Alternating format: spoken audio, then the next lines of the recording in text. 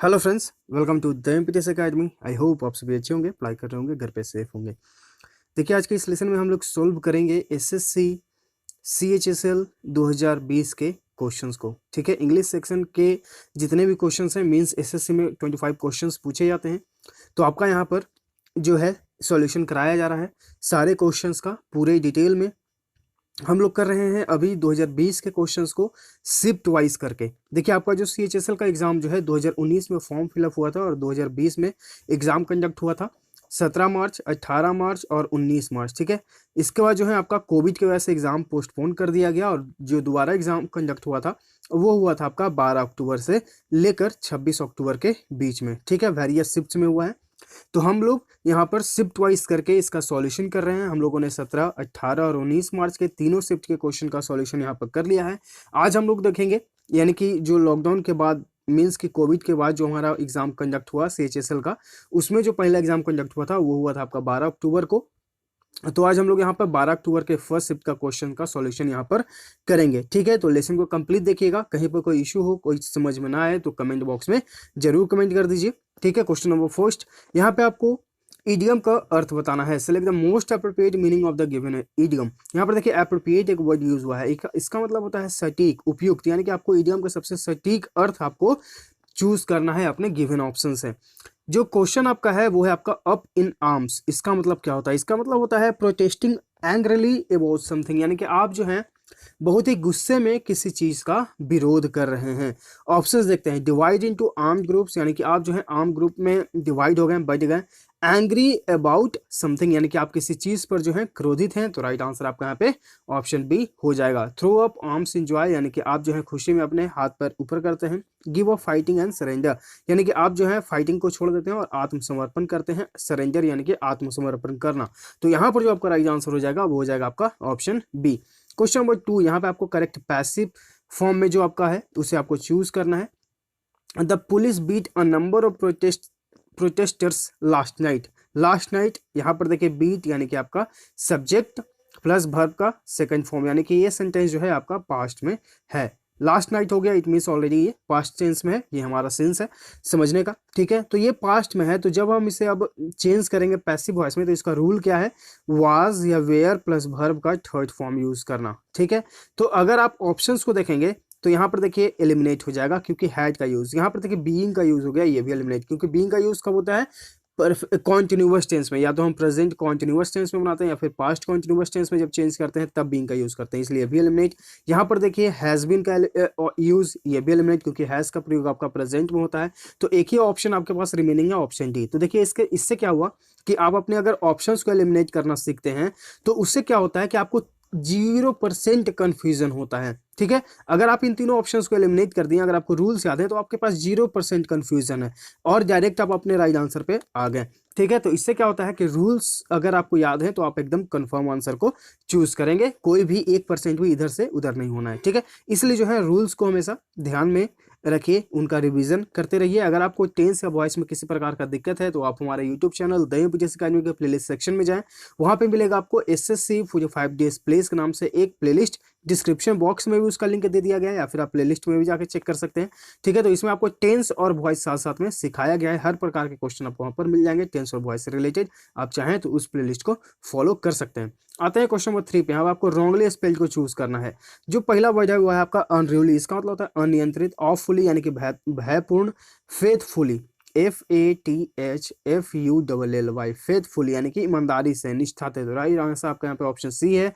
Unduly मतलब क्या होता है? इसका मतलब होता है अनुचित रीति से या फिर लहरों से। राइट आंसर आपका यहाँ पे ऑप्शन सी हो जाएगा। ठीक है, अगर आप हमारे साथ ऑलरेडी जुड़े हुए हैं, बहुत दिनों से अगर आप हमें फॉलो कर रहे हैं, तो आप सभी को पता होगा कि हम लोग जो है यहाँ पर एमबी पब्लिकेशन बुक का भी सॉल्यूशन कर चुके हैं। अगर आप पहली बार इसलिए हमारे साथ जुड़ रहे हैं तो आप हमारे प्लेलिस्ट सेक्शन में जाइए, वहाँ पे आपको एमबी पब्लिकेशन बुक का भी सॉल्यूशन देखने को मिलेगा 2016, जिसमें हम लोगों ने पीटी और मेंस दोनों के क्वेश्चंस का सॉल्यूशन किया है। मेंस यानी कि सीजीएल मेंस जिसमें 200 क्वेश्चंस होते हैं, सीपीयू मेंस जिसमें 200 क्वेश्चंस होते हैं। 2019 का भी हम लोगों ने पीटी मेंस सबका किया है, stenographer, CPO, CHSL, CPO, CHSL और सीजीएल सभी के, ठीक है। और 2018 में हम लोगों ने सिर्फ सीजीएल पीटी के क्वेश्चंस किया है। अभी हम लोग 2019 जिसका एग्जाम 2020 में कंडक्ट हुआ है उसका भी हम लोगों ने सीजीएल और सीएचएसएल अभी कर रहे हैं। सीजीएल का आपको ऑलरेडी हो चुका है, ठीक है। तो आप सारे प्लेलिस्ट सेक्शन में जाकर चेक कर सकते हैं और उनसे बहुत कुछ सीख सकते हैं। अगर कहीं पर कोई कंफ्यूजन हो तो कमेंट बॉक्स में जरूर कमेंट कर दीजिएगा। क्वेश्चन 4 यहाँ पे आपको सिनोनिम बताना है अजर्शन का, इसका मतलब होता है घोषणा करना। ऑप्शन देखते हैं, कंटिन्यूएशन यानी कि लगातार, अविराम, डिक्लेरेशन यानी कि घोषणा, राइट आंसर आपका यहाँ पे ऑप्शन बी। सिनोनिम यानी कि पर्यायवाची शब्द, रिजेक्शन यानी कि अस्वीकार, डिस्कशन यानी कि विचार विमर्श करना, राइट आंसर आपका ऑप्शन बी। आगे के लिए है कि आपको एक कंप्रिहेंशन दिया गया है और इसे फिल करना है गिवन ऑप्शन से। Smartphones have become an essential part, essential यानी कि आवश्यक, स्मार्टफोन जो है हमारे लाइफ के एक आवश्यक भाग बन गए हैं। एंड देयर ऑप्शंस है एक्सीडिंग, एक्सीड, एक्सेसिव या फिर एक्सीडिंगली, ठीक है। तो यहाँ पर हम लोग क्या यूज करेंगे, एक्सेसिव यानी कि एक एडजेक्टिव का यूज करेंगे, ठीक है। Their excessive uses in now impacting human behaviour, यानी कि उनका जो है एक्सेसिव मतलब क्या हो गया आपका, अत्यधिक, उनका जो अत्यधिक यूज जो हम लोग करते हैं उससे जो है हमारे बिहेवियर यानी कि हमारे बोलचाल में, हमारे बिहेवियर में, व्यवहार में जो है उसका इम्पैक्ट बहुत ज़्यादा पड़ता है। इम्पैक्ट यानी कि प्रभाव पड़ना, ठीक है। तो जितना हम ज़्यादा मोबाइल का यूज़ करते हैं उसका इम्पैक्ट हमारे बिहेवियर पर पड़ता है, यानी कि ह्यूमन बिहेवियर पर। वी नीड टू ऑप्शन है सीरियस, सीरियसली, सीरियस या फिर सीरियसनेस। तो यहाँ पर हम क्या यूज़ करेंगे, यहाँ पर हम यूज़ करेंगे सीरियसली का, ठीक है। We need to seriously think about digital detox, यानी कि हमें जो है इसे गंभीर रूप से, सीरियसली यानी कि गंभीर रूप से जो है इस डिजिटल जो हमारी आदतें जो बन गया है एक प्रकार का, उसके बारे में सोचना चाहिए, ठीक है। Yes the concept of disconnecting with, yes जो इस चीज से कनेक्टिंग है, डिसकनेक्ट यानी कि इस चीज से जुड़ना नहीं, अलग हो जाना, डिसकनेक्ट यानी कि अलग होना, ठीक है।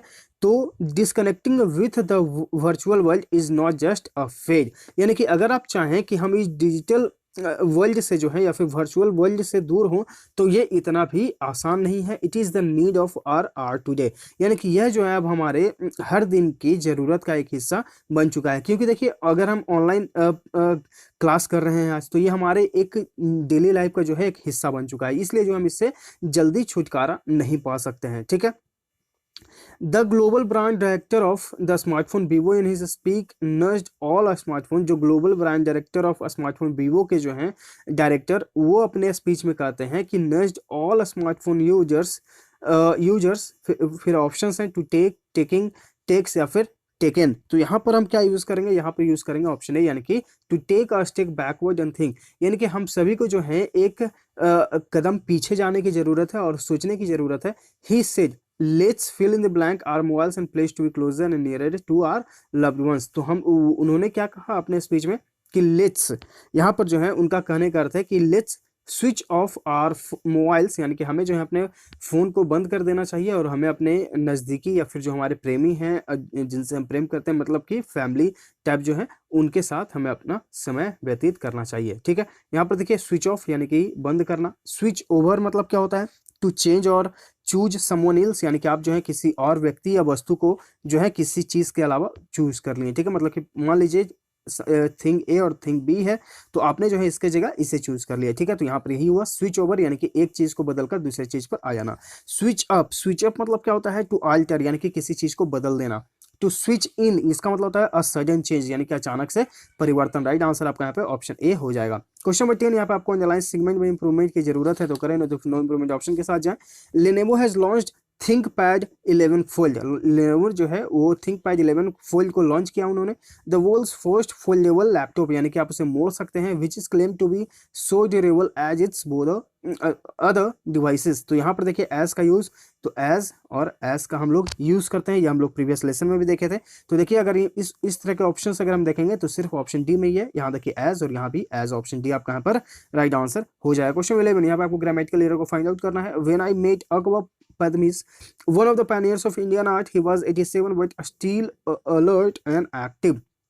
जब मैं अकबर से मिला, वन ऑफ अ पाइनियर्स, यहाँ पर देखिए अ पाइनियर्स नहीं होगा, वन ऑफ के बाद हम हमेशा द का यूज करते हैं। One of the Pioneers of Indian art, he was 87 but still alert and active. तो यहाँ पर अ की जगह आपको क्या यूज करना है, द का यूज करना होगा। वन ऑफ द यूज हम लोग करते हैं हमेशा। क्वेश्चन नंबर 12 में यहाँ पर आपको जो है जंबल सेंटेंसेस को सही ऑर्डर में अरेंज करना है। तो इसके लिए हम लोगों ने क्या सीखा है, इसके लिए हम लोगों ने सीखा है चारों सेंटेंसेस को पढ़ेंगे, उसके बाद जो है हम इसमें से एक मेन थीम यानी कि सब्जेक्ट को चुनेंगे।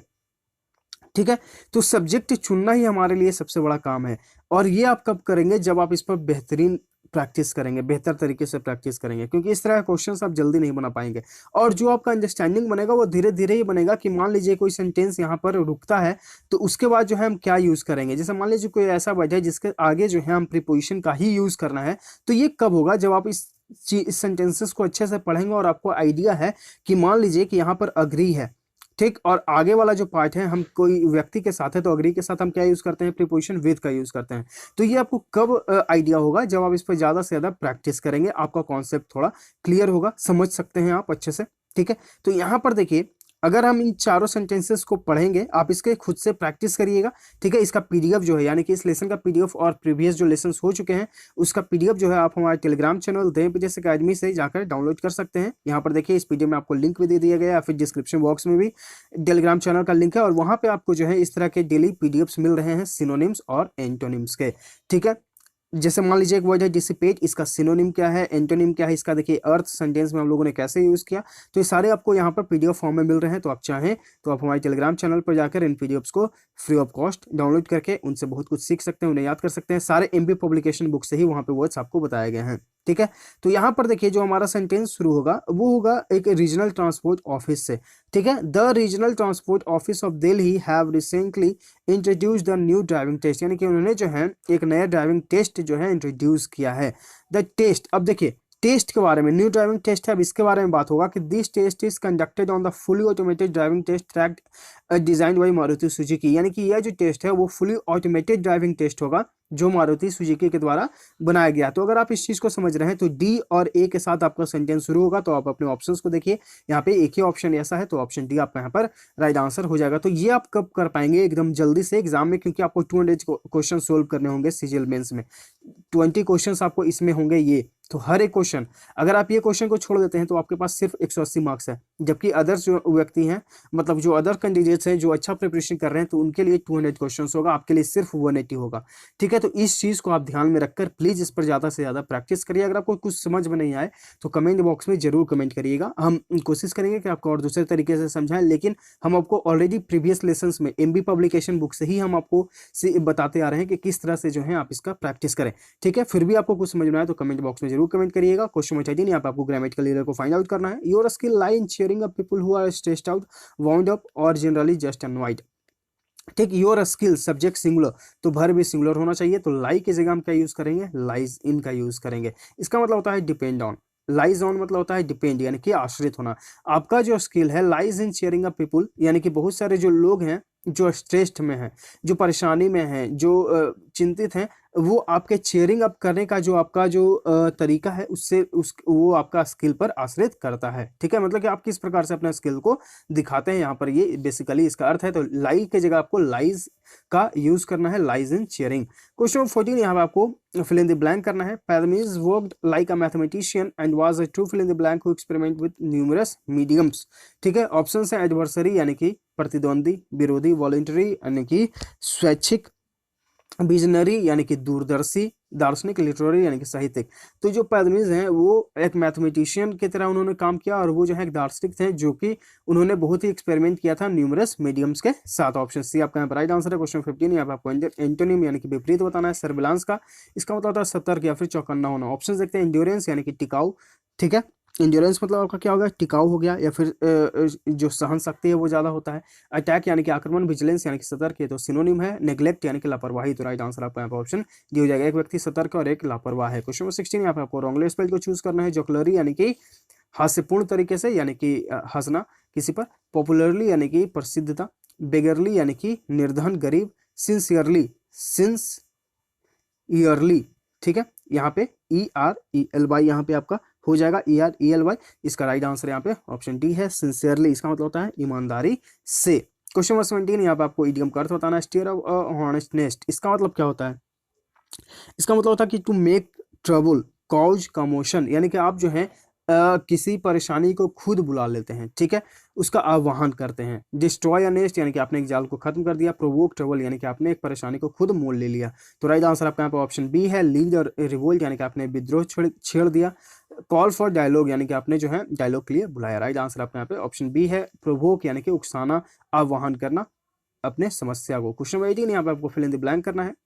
If the video clip of the murder had not been shared on social media, यानी कि वीडियो क्लिप जो मर्डर का अगर सोशल मीडिया पर शेयर नहीं किया जाता, the world will likely have remained fill in the blank of the tragedy. Unconfirmed यानी कि जिसका पुष्टि ना हो सका।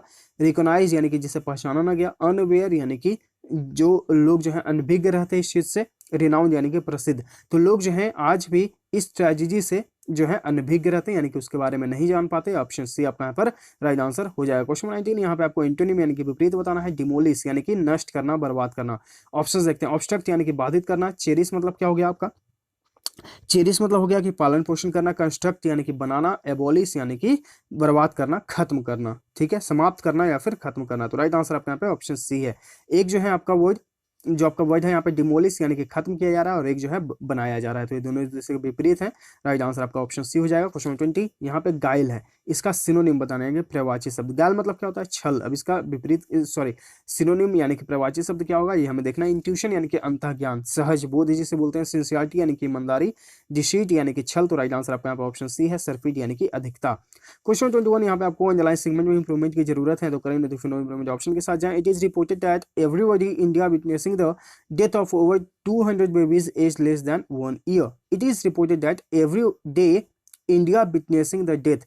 प्रेजेंट में यहाँ पर, ठीक, यहाँ पर भी हम देख रहे हैं कि प्रेजेंट में बात हो रहा है, तो इस पार्ट को जो है हम प्रेजेंट जो है यानी कि सिंपल प्रेजेंट में रखेंगे। It is reported that everybody everybody हम बार बार प्रोनाउंस कर रहे हैं, एवरी डे यहाँ पर है, ठीक है। एवरी डे इंडिया बिजनेसेस, यहाँ पर देखिए एवरी डे यानी कि हर दिन यह काम होता है, प्रतिदिन यह काम होता है, यानी कि हर दिन, वो प्रेजेंट को शो कर रहा है।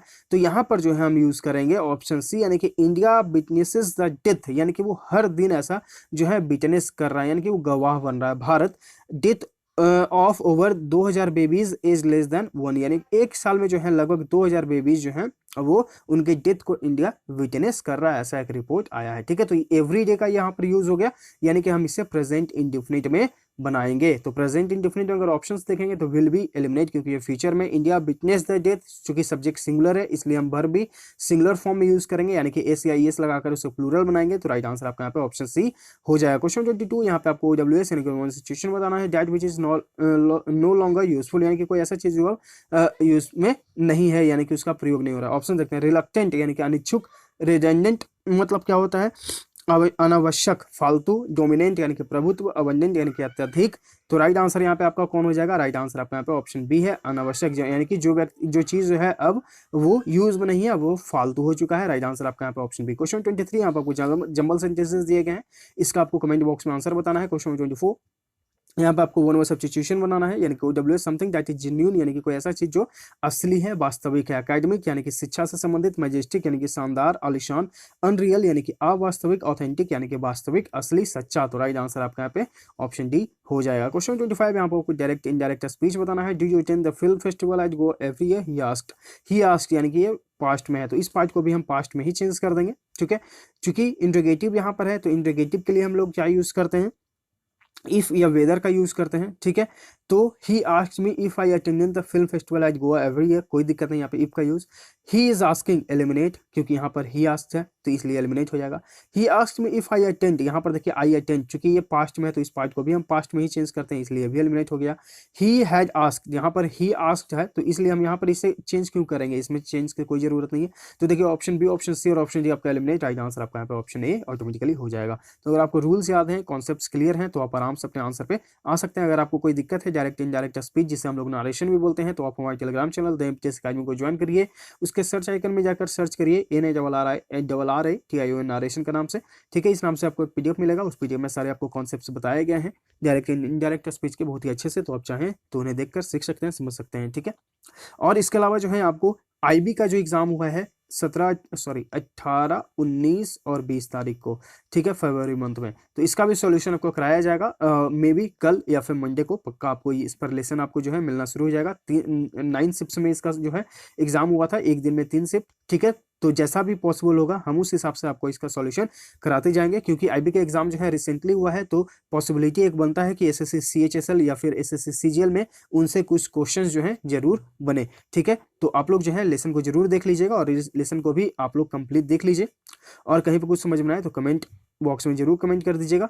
लाइक करिए, शेयर करिए, अगर आप चैनल पहली बार विजिट कर रहे हैं तो चैनल को सब्सक्राइब भी कर लीजिएगा, ताकि आपके पास हर प्रकार के नोटिफिकेशन जाते रहे, आप अपडेट होते रहें। हम लोग मिलते हैं आगे के लेसन में। Thank you.